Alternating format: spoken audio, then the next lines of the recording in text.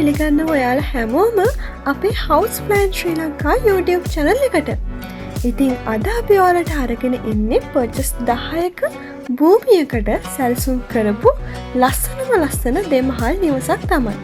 ඉතින් මේ වගේ ලස්සන වීඩියෝ හැමදාම නරඹන්න කැමති අය දැන් අපේ channel එක subscribe කරලා එහා පැත්තේ තියෙන bell icon එකත් click කරලා තියාගන්න.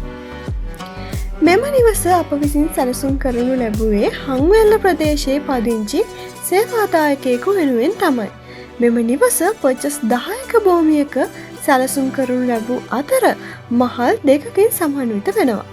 ඒ වගේම මෙම නිවසෙහි බිම් මහල කාමර දෙකකින් හා නාන කාමර එකකින් සමන්විත වෙනවා. ඊට අමතරව නවීන පන්නේ මුළුතැන්ගයක් හා විචිත්ත කාමරයකින්ද සමන්විත වෙනවා. මෙහි පළමු මහලෙහි කාමර දෙකක් හා නාන කාමර දෙකකි. ඒ වගේම අලංකාර ලෙස හැඩවුණු බැල්කනියකින් හා විචිත්ත කාමරයකින්ද සමන්විත වෙනවා. භූමියෙන් උපරිම ප්‍රයෝජන ලබා ගැනීමට වහලය වෙනුවට සම්පූර්ණ රූෆ්ටොප් ස්ලැබ් එකක් යොදා ඇත. මෙහි සම්පූර්ණ වර්ගාඩි ප්‍රමාණය වර්ගාඩි 3386ක් වේ.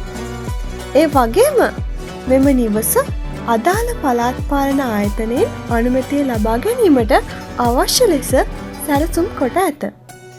ඉතින් මේ වගේ ලස්සන ගෙයක් හදන්න යන මුදල දැනගන්න හැමෝම කැමති ඇති නේද?